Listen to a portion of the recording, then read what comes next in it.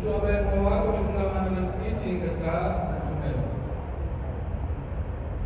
Na ule mwanamke aliyekuwa akifagia msikitini, mtume akaonyesha kaburi lake, akawaambia maswahaba, nimeiona nuru lakad raaitumura fi qabriha, nimeiona nuru kwenye kaburi lake. Kwa hiyo haya masala hayana shaka ndani yake.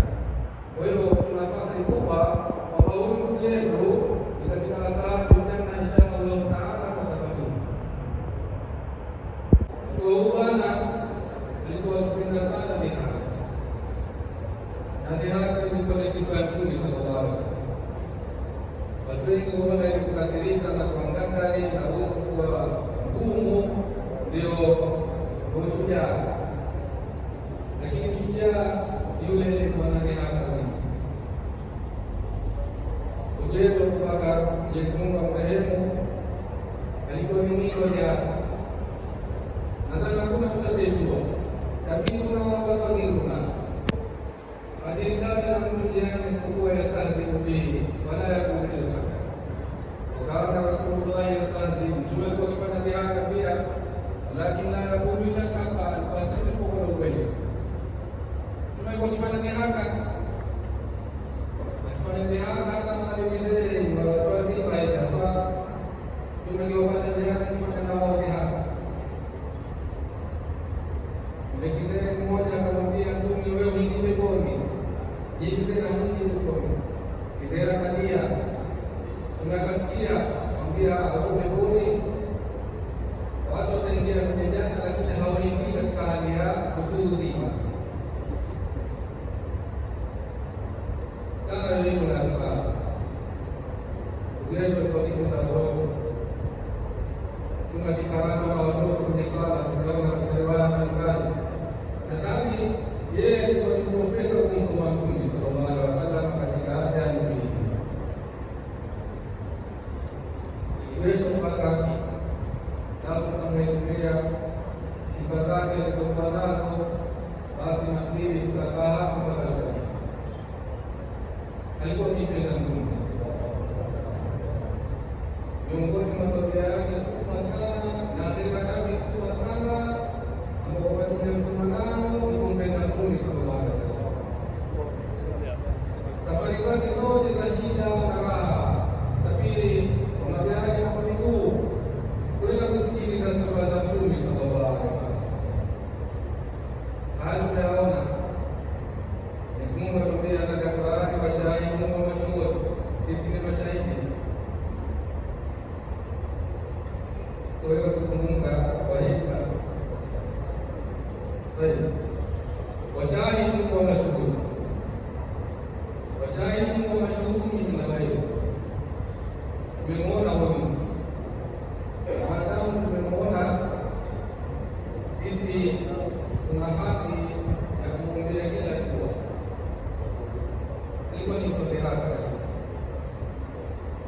na mtu wa dhihaka ni mtu mzuri. Alikuwa ni mtu wa kupenda watu. Alikuwa ni mtu sana ameelekea katika mambo ya dini, si mambo ya kidunia. Unaona maisha yake sana ameelekea katika kupenda dini, kusoma na kwenda kwenye sehemu za kusifiwa Bwana Mtume sallallahu alaihi wa alihi wasallam. Ndio mpaka ambaye ametuondokea leo siku ya Jumatatu, siku aliyozaliwa Mtume. Ameondoka katika siku tukufu na ameondoka katika mwezi mtukufu huu aliotaja hapa, shahru Shaaban, shahru Muhammad sallallahu alaihi wasallam. Ni mwezi wa Mtume.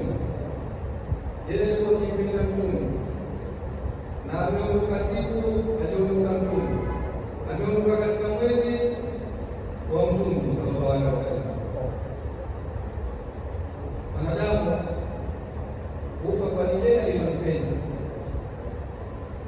Nikubutu katika hadithi ya Mtume sallallahu alaihi wasallam kwamba mtu umri wake uzingatiwa kwa lile alilokuwa akipenda.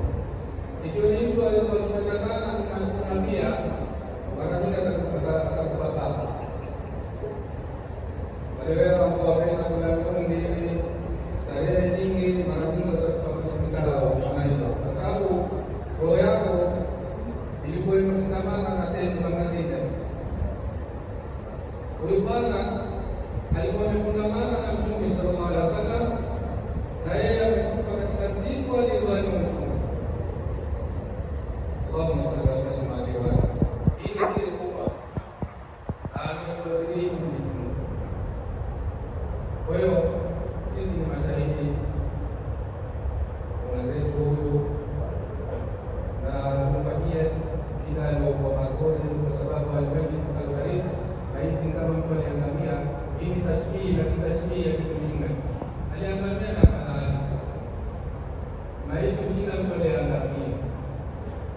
ذلك التي تحتاج الدعاء يحتاج الدعاء والقراءة ناقصهم دعاء الناس إذا ولد مطلقا يحمل على إطلاقه دعاء وقد بعد kuwaeneza maiti yashaswaliwa mbele pale, kwa sababu Mtume sallallahu alaihi wasallam alitoa ruhusa